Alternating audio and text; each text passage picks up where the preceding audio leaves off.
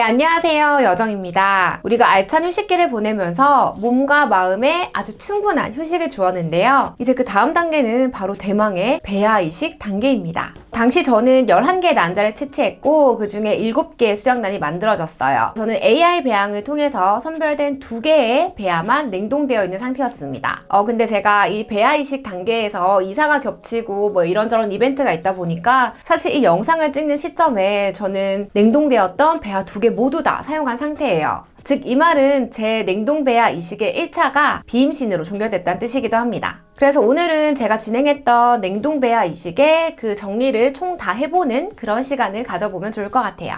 그리고 제 2차 결과는 영상 끝에 있으니까 끝까지 봐주시면 감사하겠습니다.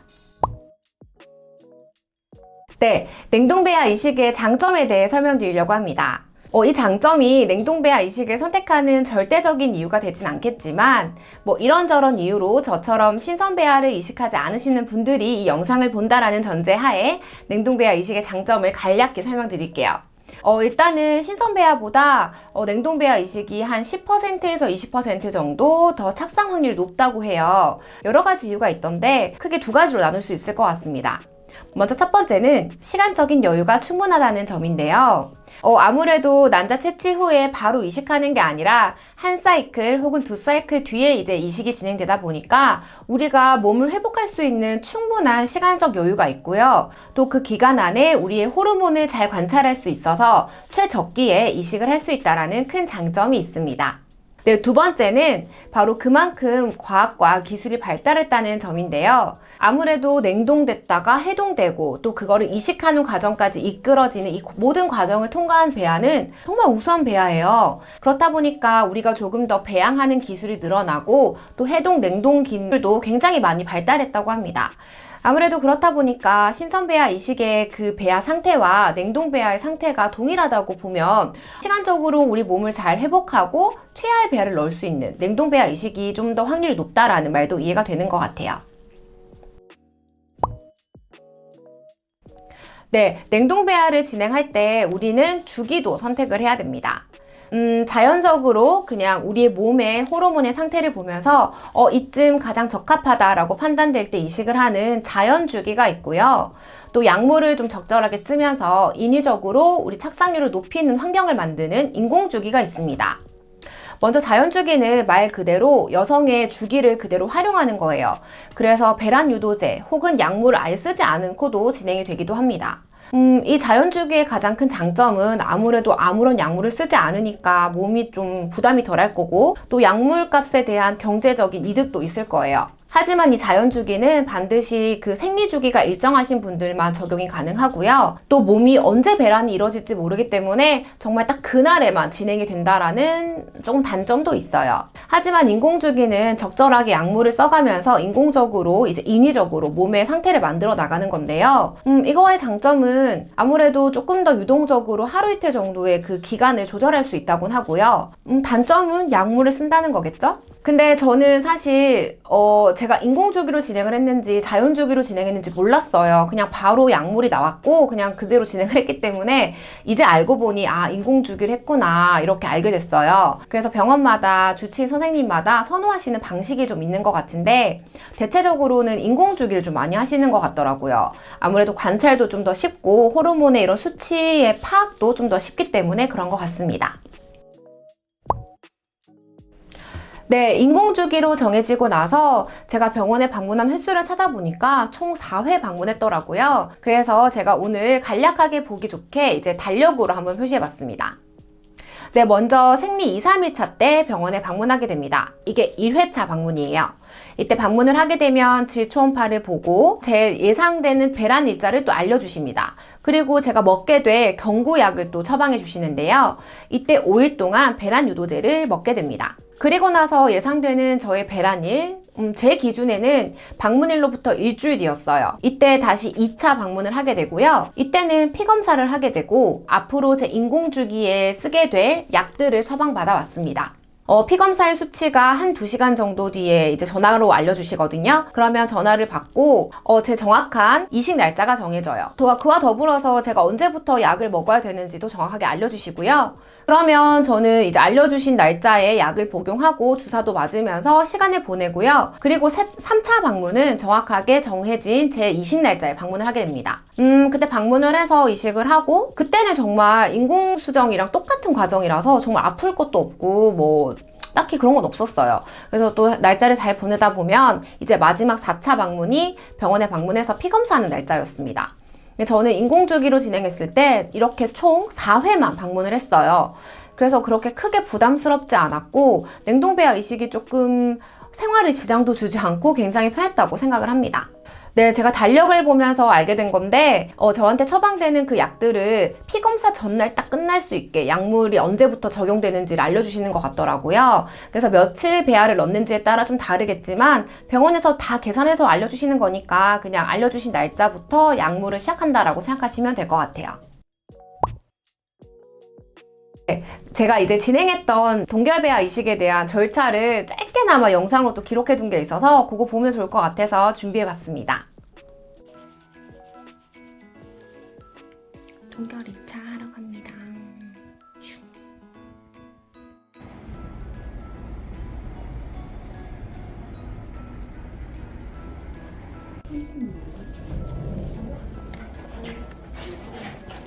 안녕하세요. 서여정이요.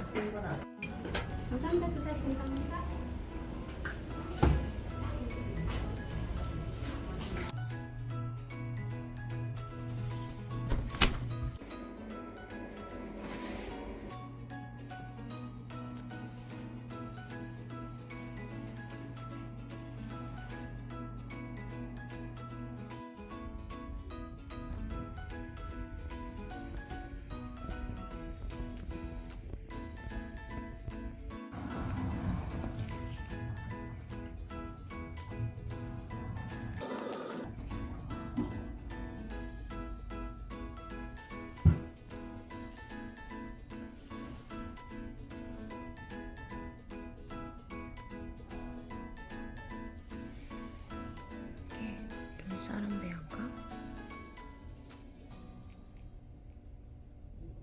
네, 제가 1차와 2차를 너무 짧게 기록해놔서 이렇게 한꺼번에 보여드렸는데요. 사실 제가 더 보여드리려고 해도 보여드릴 게 없는 게 동결배아 이식은 정말 간단하거든요. 그래서 인공수정을 해보신 분들은 아시겠지만 그 과정이 되게 비슷해요. 대신에 저한테 이식하는 게 남편의 정자인지 아니면 체외 수정된 배아인지에 대한 차이일 뿐이지 그냥 그 과정은 아주 동일하기 때문에 그렇게 크게 뭐 아프거나 힘들거나 이랬던 건 없습니다. 하지만 배아 이식 이후에는 또 지켜야 될 주의사항이 있어요. 그래서 제가 간단하게 지켜야 될 주의사항을 설명드리려고 합니다. 네, 첫 번째로는 가벼운 일상생활을 하는 건데요. 침상에 누워서 안정을 취하기보다는 그냥 가벼운 일상생활을 계속 하시는 게 더 좋다고 합니다.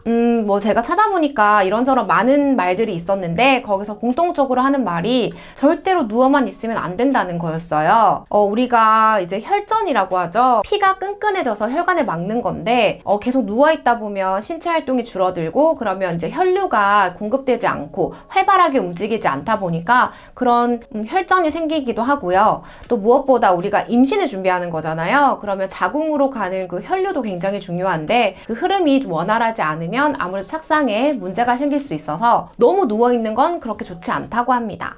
네, 두 번째로는 뜨거운 찜질이나 탕목욕은 당연히 하시면 안 돼요. 왠지 그냥 아랫배가 좀 따뜻하면 더 좋을 것 같잖아요. 그래서 제가 온기구를 써볼까 하고 찾아봤더니 절대 금지라고 합니다.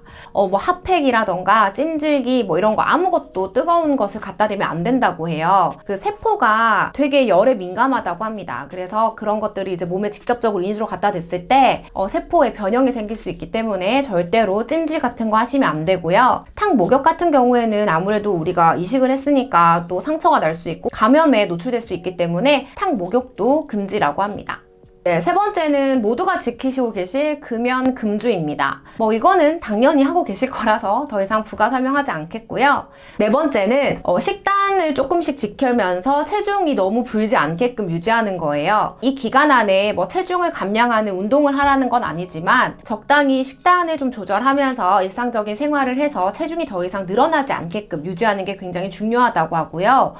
이때 왜 굉장히 보신할 수 있는 음식을 먹으라고 하잖아요. 저희 엄마는 저한테 추어탕을 그렇게 사주시던데, 그게 고열량 음식이긴 해요. 되게 좋은 음식이긴 한데, 이거를 평소에 먹었던 분들은 상관이 없는데, 갑자기 이제 이식하고 나서 몸에 좋다고 막 계속 그런 걸 먹게 되면 오히려 기름지거나 이런 것 때문에 설사할 수 있게 되고, 더 안 좋다고 합니다. 그래서 이제 너무 맹신하신다기보다는 적당히 몸에 좋은 거 드시면서, 또 오히려 균형 잡힌 식사하는 게 훨씬 더 중요하다고 하니까, 식단도 그렇게 잡아가는 게 좋을 것 같아요. 네, 마지막으로 다섯 번째는 우리가 이식을 하고 나서 며칠 배아를 넣었는지에 따라 다르지만 한 10일에서 14일 내외로 우리가 피검사를 하러 가잖아요. 그 전에 모두가 임택을 해본단 말이죠. 저 역시 그랬습니다. 근데 그때 그 결과가 한 줄이더라도 절대로 임의로 내가 받아온 약들을 끊거나 중단하면 안 된다인데요. 사실 저는 이제 임택이 한 줄 봤을 때 조금 허망하긴 했는데 그래도 혹시 모른다라는 생각에 끝까지 약을 먹었어요. 근데 이제 또 다른 사례를 보니까 내가 너무 허망하다, 너무 허무하다, 먹을 의미가 없다, 내가 왜 약을 챙겨 먹어야 되고 질정을 넣어야 되냐, 오늘로부터 그냥 안 하고 싶다, 이런 글이 엄청 많더라고요. 근데 만약에 진짜 이제 임택에는 나오지 않지만 피 수치로 임신이 확인됐을 때 이 약을 내가 임의대로 중단을 한 거면 임신 유지가 사실 조금 어려울 수 있다고 해요. 그래서 절대로 본인의 판단에 의해서 약을 임의대로 중단하거나 그렇게 안 하셨으면 좋겠고요. 만약에 한 줄 나와도 병원에 방문하는 전날까지, 즉 피검사 전날까지는 그냥 처방받아 온 약 놔두면 뭐 하겠어요. 그냥 다 챙겨 먹고 질정도 넣고 이렇게 하시면 좋을 것 같습니다. 네, 오늘은 제가 진행했던 냉동배아 이식에 대한 정리를 해봤습니다. 제가 앞서 말씀드린 것처럼 냉동배아 이식 과정이 인공수정과 굉장히 비슷하다라고 설명을 드렸잖아요. 물론 인공수정 해보시지 않으신 분들은 제 영상도 있으니까 참고해 주시고요. 그만큼 몸에 무리가 가지 않았다라는 설명을 드리려고 했단 말이에요. 마취가 필요하지도 않고요. 또 반드시 배우자가 같이 동반해야 될 필요도 없습니다. 그래서 시간적으로 좀 이렇게 예약을 잡을 때 좀 여유로웠고요. 여러 가지 면으로 정말 흡사했기 때문에 그렇게 설명을 드렸어요. 하지만 우리가 주사를 맞고 난자 채취를 하고 이런 모든 과정이 사실은 이 배아 이식을 위한 과정이었잖아요. 그래서 뭔가 이 힘든 과정을 거쳐서 이식까지 오니까 좀 감회가 새롭고 또 좀 뭉클하고 그랬던 기억이 나요. 사실 영상을 찍는 시점에는 제가 1차가 비임신으로 종결된 상태이기 때문에 처음에는 마음이 좀 울적했지만 또 지나고 생각해보니까 더 건강하고 좋은 아이를 만나기 위한 과정이다 라고 생각을 하게 되었습니다. 제 2차 결과는 영상 끝에 있으니까 잘 봐주시면 될 것 같아요. 저처럼 아기를 기다리시는 분들, 이런 시술의 정보가 궁금하신 분들은 제 채널 좋아요와 구독 눌러주시고요. 앞으로도 저와 함께 해주시면 너무너무 감사하겠습니다. 제 영상 끝까지 봐주셔서 너무 감사하고요. 제 영상 끝까지 보신 모든 분들 행복 가득한 하루 되시길 바랍니다. 감사합니다.